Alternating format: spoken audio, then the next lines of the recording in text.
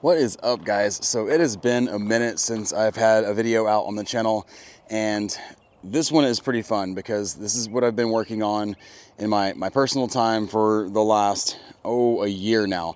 So we've been building a house here on our property. It's, like I said, it's taken about a year or so, and we're almost there.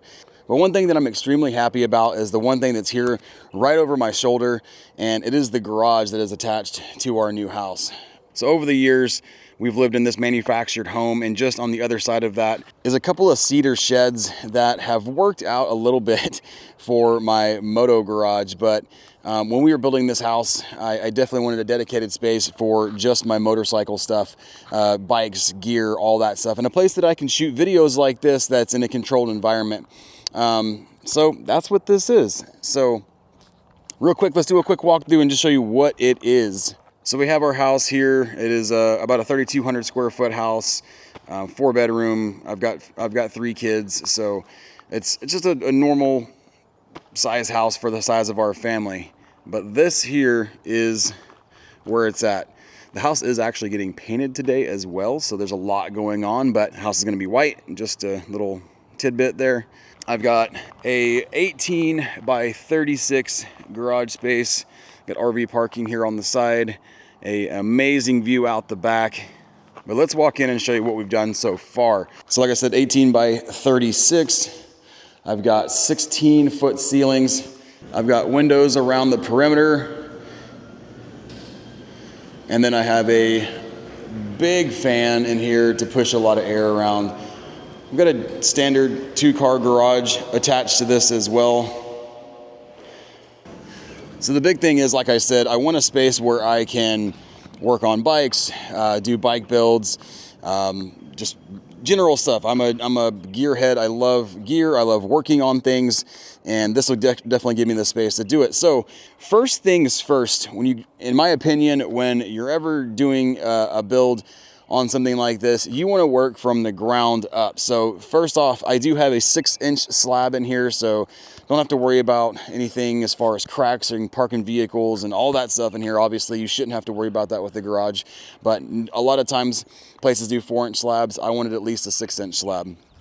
Also, if I wanted to do a lift for a vehicle in the future, I would have the ability to do that. So today, for this first build series, I am going to be using a company called Rhino Coating, and they are going to be coming in and doing all of my garage floors. They're going to be doing the RV garage, they're going to be doing the standard garage, and it's an epoxy coating, but it's the new age epoxy, I guess, because it won't yellow. It's extremely hard. You can drag things across it. It won't scratch. It's got flake in it, so it looks really cool.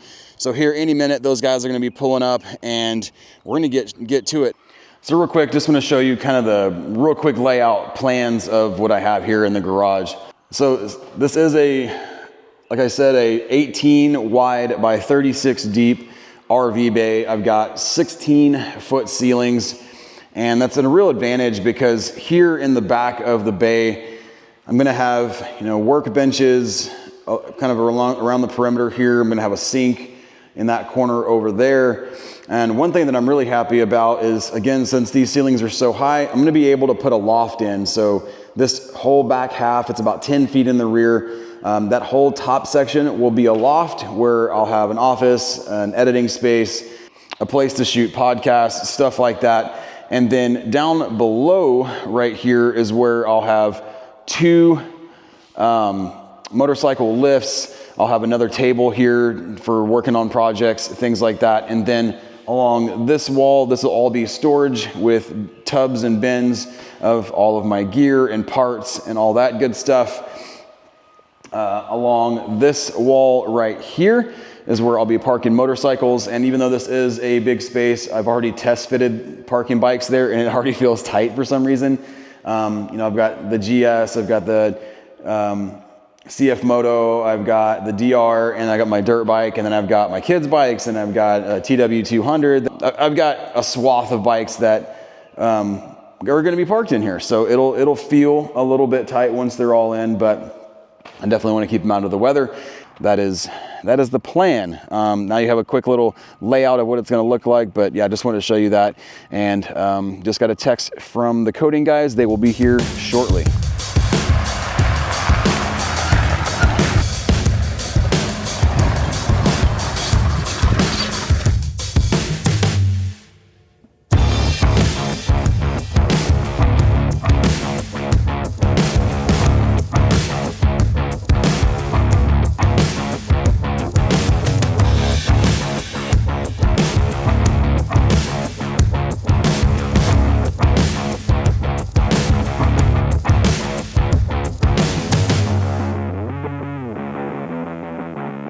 right, guys, so like I said, I've got Rhino Coatings here, working back here hard on the garage floor. I've got Carl here, the owner of Rhino Coatings. He's going to give you guys just a little bit of spiel about what the process is, what the advantages of the Rhino Coating are, and stuff like that. So, Carl, tell me about it. All right. Well, here, first off, my name's Carl. I'm the proud owner of Rhino Coatings. I am going to walk you guys through how we transform a garage, a shop, or a space into a beautiful, nice, clean, finished floor.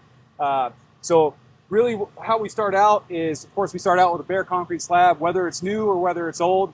We come in, we do repair work, so we grind out our cracks, fix any edges that might have broken off, right? Give it a nice, clean, rounded look. And then after crack repair is done, then we go straight into our surface preparation, which we're doing now. They got some crazy grinders, man. These things are definitely industrial strength.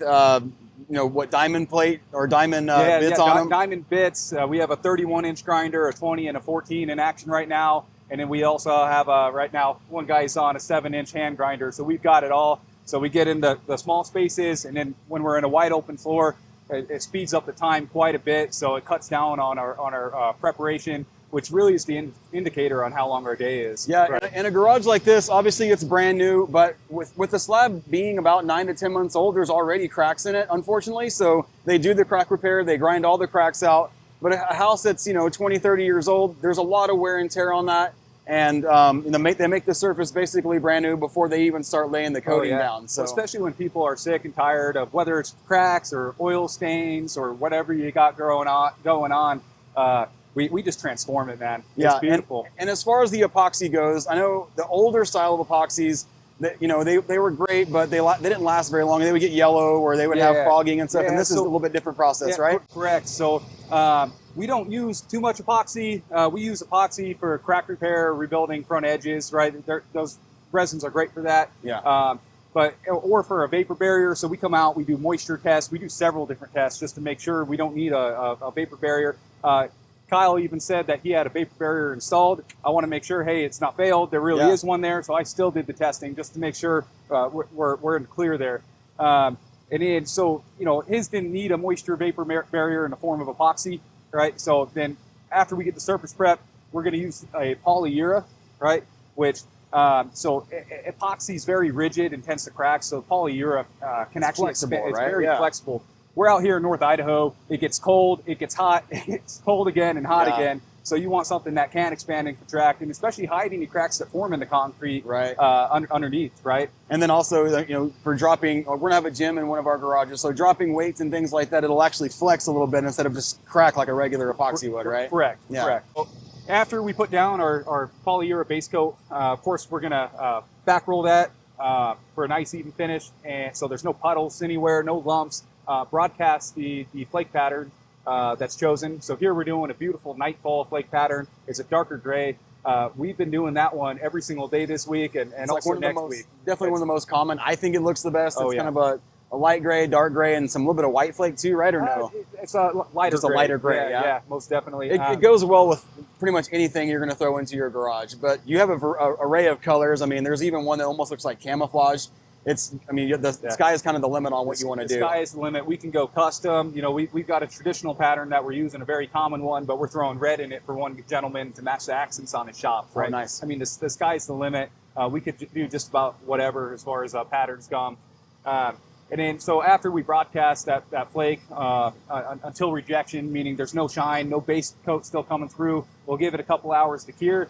And then after that cures, then we'll go ahead and scrape it, right? Vacuum up any excess flake, and then put the UV stable polyaspartic top coat, right? And that top coat will give it that nice finished, clean, like glossy look, right? It gives it a nice glossy look. There's still going to be texture in the floor, which you want and you need. We also throw a non-slip in there, right? Especially out here in North Idaho where we get the snow, water, ice, whatever it is. Yeah.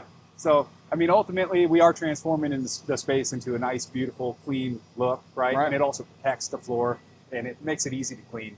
And in my opinion, one of the best things about this, too, is this whole process happens in just one day. So you don't have to sit there and pull everything out of your garage and let it sit there for a few days, in the weather and all that. You pull it out, get everything out of there when these guys show up. They come in here, they do the job, and then 24 hours later? So we have several different time periods. So it's 8 hours until you can walk on it, 8 hours after we leave, Okay. 24 for light items, 48 for heavy, and 72 for vehicles. Gotcha, right? yeah. So then 72 hours, you can park your car on it, but then within 24 hours, most things can go back in there unless they're heavy. Most things, yeah, exactly, unless they're heavy, right? And that just makes it, here it's not as big of a deal. We don't have much in there since it's a new build, but you know, as a regular homeowner, you don't want all of your stuff sitting in your lawn, you know, while you're waiting for the process to get done. So these guys are going to go ahead and get to work here. Like I said, they're already grinding, but I'll take you through every step of the process, and I'm excited to see the finished product. Great. Thanks, Kyle.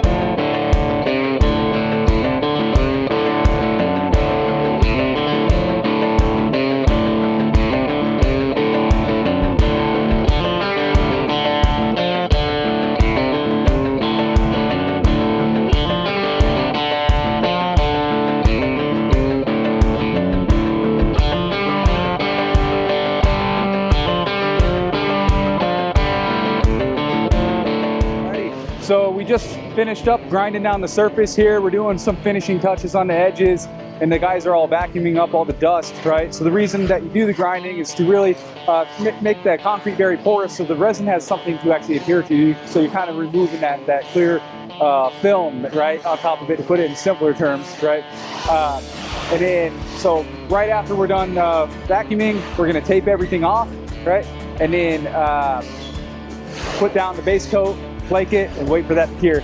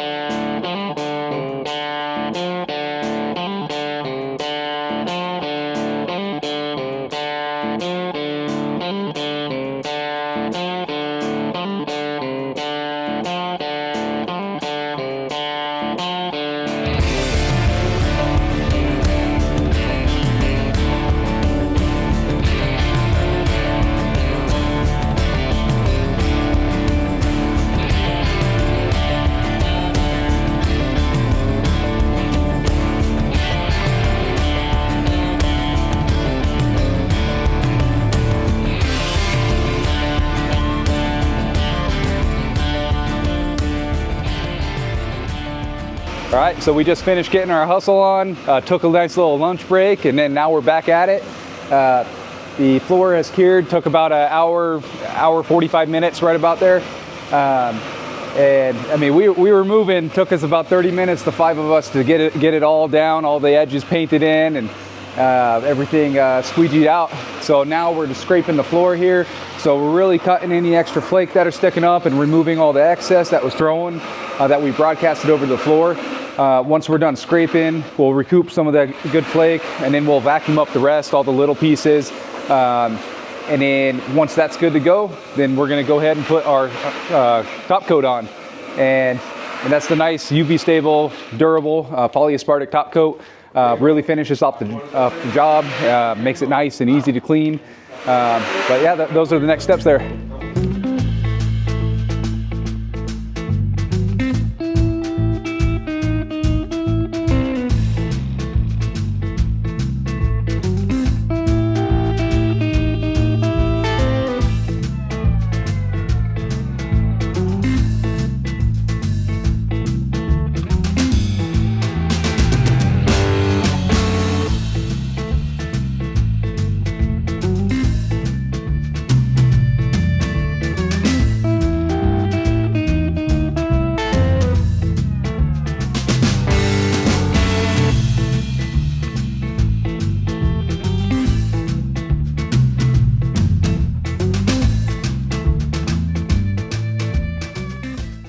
All right, Carl, so that pretty much wraps it up. I mean, the project looks amazing. You guys can't really see from here, but I'll show you some shots as we talk here, and you'll be able to see how it all turned out. But I mean, that seems like record time. It was, Yeah. This is a huge shop, or a big garage. It's an RV garage. Like I said, it's 18 by 36, and that's a 2-car garage over there. And you guys did it in like, what, 8.5, 9 hours? I mean, less than 9 hours between arrival and packing up and being ready to get on the road here. Yeah, and a lot of that too was curing time. I mean, there was time in between where things had to cure. So, man, I am extremely happy with it.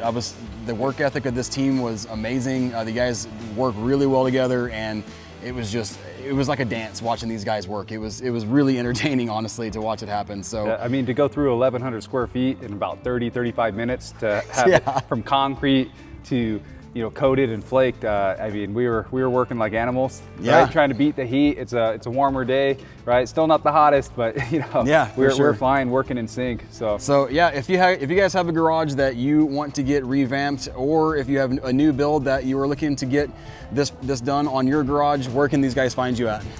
Several places. So rhinocoatingscda.com is our website. We've got a gallery in there. You can check that out as well if this video is not enough. All of the colors as well are on the website. Yeah, we've got all the patterns, and again, the sky's the limit with patterns, right? And then you can find us on Instagram, again, Rhino Coatings CDA, and Facebook as well. And what is your service area? How far from Coeur d'Alene do you go? We cover all of North Idaho. Cool, Yeah. awesome.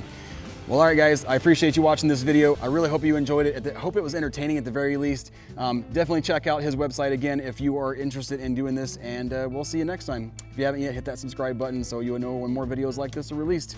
Thanks, guys. Thanks.